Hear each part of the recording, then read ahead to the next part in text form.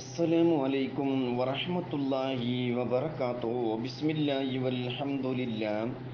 Wassalatu wassalamu ala rasulillahi sallallahu alaihi wasallam wa ala alihi wa sahbihi ajma'in, amma ba'd.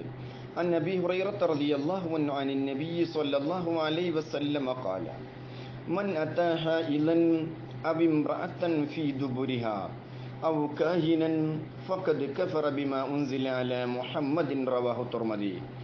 പ്രിയപ്പെട്ട റിയാദു സ്വാലിഹീൻ ഹദീസ് ക്ലാസ്സിലെ മുഅ്മിനീങ്ങളെ മുഅ്മിനാത്തുകളെ പ്രിയ പണ്ഡിതന്മാരെ, ഇന്നത്തെ നമ്മുടെ വിഷയം ആർത്തവ സമയത്ത് ലൈംഗിക ബന്ധത്തിൽ ഏർപ്പെട്ടാൽ ഉണ്ടാകുന്ന ദോഷങ്ങൾ, ഉണ്ടാകുന്ന രോഗങ്ങൾ. ഇമാം തുർമദി റളിയല്ലാഹു അൻഹു റിപ്പോർട്ട് ചെയ്ത ഹദീസിൽ അബീ ഹുറൈറ റളിയല്ലാഹു അൻഹു ആണ് ഹദീസ് നിവേദനം. അനി നബി സല്ലല്ലാഹു അലൈഹി വസല്ലം, മുത്തുനബി സല്ലല്ലാഹു അലൈഹി വസല്ലമ തങ്ങൾ തൊട്ട് ഉദ്ധരിക്കുന്നു. മുത്തു റസൂലുള്ളാഹി സല്ലല്ലാഹു അലൈഹി വസല്ലമ തങ്ങൾ പറയുന്നു: മൻ അതാ ഹൈലൻ, ഒരാള് ഒരു ഹൈൽകാരിയുടെ അടുക്കൽ ചെന്നു, അതായത് ഹൈലുള്ള പെണ്ണുമായി ബന്ധപ്പെട്ടു. അവിംറഅത്തൻ ഫീ ദുബുരിഹ, അല്ലെങ്കിൽ തൻ്റെ ഭാര്യയുടെ പിന്തുവാരത്തിൽ ഒരാള് ലൈംഗിക ബന്ധത്തിൽ ഏർപ്പെട്ടു. ഔ കാഹിനൻ, അല്ലെങ്കിൽ ഒരു ജോത്സ്യന്റെ അടുക്കൽ ഒരാൾ ചെന്നു എങ്കിൽ ഫഖദ് കഫറ ബിമാ ഉൻസില അലാ മുഹമ്മദിൻ, മുത്തുനബി സല്ലല്ലാഹു അലൈഹി വസല്ലം തങ്ങളുടെ മേൽ ഇറക്കപ്പെട്ട പരിശുദ്ധ ഖുർആൻ കൊണ്ട് അവൻ കാഫിറായിരിക്കുന്നു, അവൻ ഇസ്ലാമിൽ നിന്ന് പുറത്തു പോയിരിക്കുന്നു. ഇവിടെ പ്രത്യേകം മനസ്സിലാക്കേണ്ടത്,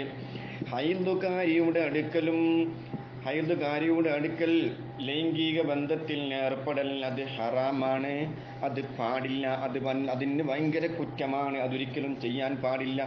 നമ്മളിങ്ങനെ ബന്ധപ്പെട്ടപ്പോൾ അല്ലെങ്കിൽ പിന്തുവാരത്തിൽ ബന്ധപ്പെടൽ ഇത് ഹറാമാണ്. ഇങ്ങനെ ഇത് ഹലാലാണ് എന്ന നിലക്ക്, ഇത് ഹലാലാണ്, ഈ മൂന്ന് കാര്യങ്ങളും ഹലാലാണ് എന്ന നിലക്ക് നമ്മൾ ചെയ്തെങ്കിലേ ഇസ്ലാം നിന്ന് പുറത്തു പോകുകയുള്ളൂ. അല്ലെങ്കിൽ ഹറാമിൻ്റെ കുറ്റം അവനിക്ക് ലഭിക്കുന്നതാണ്. തന്നെയുമല്ല, ഈ ഹദീസ് വിശദീകരിച്ചുകൊണ്ട് പണ്ഡിതന്മാർ നിരവധി വിശദീകരണങ്ങൾ അവർ പറയുന്നുണ്ട്. ലൈംഗിക ഈ ഹൈലുള്ള സമയത്ത് ലൈംഗിക ബന്ധത്തിൽ ഏർപ്പെട്ടാൽ പല രോഗങ്ങളും ഉണ്ടാകും, ഗുഹ്യ സംബന്ധമായ രോഗങ്ങൾ ഉണ്ടാകും. അതിൽ കുട്ടിയോമിറ്റ ജനിച്ചു പോയാൽ ആ കുട്ടിക്ക് വൈകല്യങ്ങളും, ചിലപ്പോൾ കണ്ണ് കാണൂല, ചിലപ്പോൾ അവയവങ്ങൾക്ക് വൈകല്യങ്ങളൊക്കെ ഉണ്ടാകാൻ സാധ്യതയുണ്ട്. അത് വേറെ ഒരു വിഷയം.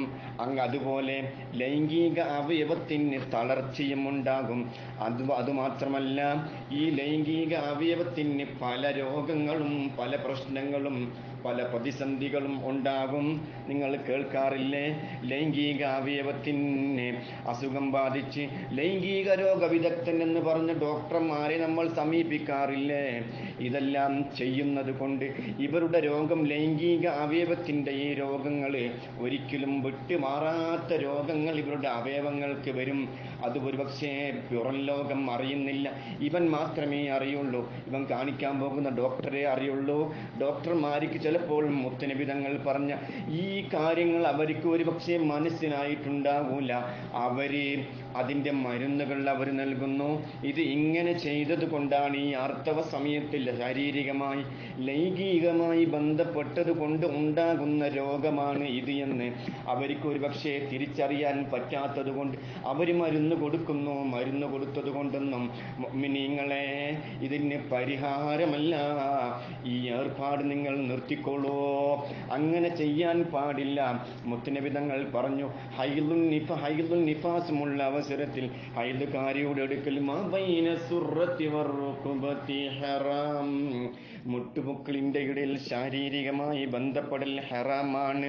അല്ലാതെ നിങ്ങൾക്ക് അവളുമായി ഒന്നിച്ച് കിടക്കുന്നത് കൊണ്ടോ, ചുംബിക്കുന്നത് കൊണ്ടോ, മറ്റു കാര്യങ്ങളിൽ ഏർപ്പെടുന്നത് കൊണ്ടോ ഒരു ബുദ്ധിമുട്ടുമില്ല. ബീബി ആയിഷ ബീവിയുടെ ചരിത്രം നമ്മൾക്ക് അറിയാം. ആയിഷ ബീബി മെൻസസ് ഉണ്ടായ സമയത്ത് മുത്തുനബിയുടെ അടുക്കലേക്ക് വരാതെ മടിച്ചു നിന്നപ്പോൾ ആയിഷ ബീവിയോട് പറഞ്ഞു, ആയിഷ ഇങ്ങോട്ട് വരൂ, ആയിഷ, നബിയെ ഞാൻ ആർത്തവക്കാരിയാണ്. നബി തങ്ങൾ ആയിഷ ബീവിയോട് പറഞ്ഞു, യാ ആയിഷ ഇന്നൽ മുഅ്മിന ലാ യൻജസു, മുഅ്മിൻ ഒരിക്കലും നജസല്ല. ഇങ്ങോട്ട് വരൂ ആയിഷ. ആർത്തമുള്ള സമയത്ത് ശാരീരികമായി ബന്ധപ്പെടൽ മാത്രമേ ഹറാമുള്ളൂ എന്ന് പറഞ്ഞ് ആയിഷ ബീബിയെ മുത്തുനബി തങ്ങൾ അടുത്തേക്ക് വിളിച്ചിട്ടുണ്ടെങ്കിൽ ഇതൊക്കെ നമുക്ക് അനുവദനീയമാണ്. പിന്നെ നമുക്ക് മുത്തുനബി തങ്ങൾ വിരോധിച്ച കാര്യം ശാരീരികമായി ബന്ധപ്പെടലാണ്. ഇങ്ങനെ ബന്ധപ്പെട്ടാൽ പലവിധ അസുഖങ്ങളും നിങ്ങൾക്ക് വരാൻ സാധ്യതയുള്ളത് കൊണ്ട് എൻ്റെ വോയിസ് കേൾക്കുന്ന മുഅ്മിനീങ്ങളെ, ഈ പ്രവൃത്തിയിൽ നിന്ന് ഇങ്ങനെ ചെയ്യുന്നവരുണ്ടെങ്കിൽ നിങ്ങളുടെ ശരീരത്തിന് നല്ലതാണ്, അല്ലെങ്കിൽ നിങ്ങളുടെ ശരീരത്തിന് ഹാനികരമാണ്, ഗുഹ്യരോഗത്തിന് കാരണമാകുന്നതാണ്. പ്രത്യേകം സ്ത്രീകൾ ശ്രദ്ധിക്കണം. ഇങ്ങനെയുള്ള സമയത്ത് യാതൊരു കാരണവശാലും നിങ്ങൾ ആ ബന്ധത്തിന് അനുവദിക്കരുത്. പൂർണ്ണമായി കുളിച്ച് ശുദ്ധിയായി രക്തം പൂർണ്ണമായി നിന്നതിൻ്റെ ശേഷമേ ഇതിന് നിങ്ങൾ അനുവദിക്കാവൂ എന്ന് പ്രിയപ്പെട്ട സഹോദരിമാരോടും ബോധ്യപ്പെടുത്തുന്നു, ഉണർത്തുകയാണ്. അല്ലാഹുവേ, മുത്തുനബിയുടെ ഓരോ നിർദ്ദേശങ്ങളും അവിടുത്തെ ഉപദേശ നിർദ്ദേശങ്ങൾ ജീവിതത്തിൽ പകർത്താൻ ഞങ്ങൾക്ക് തൗഫീക്ക് നൽകണം അല്ലാഹ്. മുത്തുനബിയുടെ വാക്കിന് ഓരോ വിരുദ്ധമായ പ്രവർത്തനങ്ങൾ ചെയ്യുമ്പോൾ രോഗികളായിത്തീരുന്ന മനുഷ്യന്മാർ, അല്ലാഹുവേ, അക്കൂട്ടത്തിൽ ഞങ്ങളെ നീ ഉൾപ്പെടുത്തല്ലേ അല്ലാഹ്. ഞങ്ങൾക്ക് അവിടുത്തെ നിർദ്ദേശങ്ങൾ പാലിക്കാൻ ഞങ്ങൾക്ക് തൗഫീക്ക് നൽകണം അല്ലാഹ്. ആമീൻ യാ റബ്ബൽ ആലമീൻ. അസ്സലാമു അലൈക്കും വറഹ്മത്തുള്ളാഹി വബറകാതുഹു.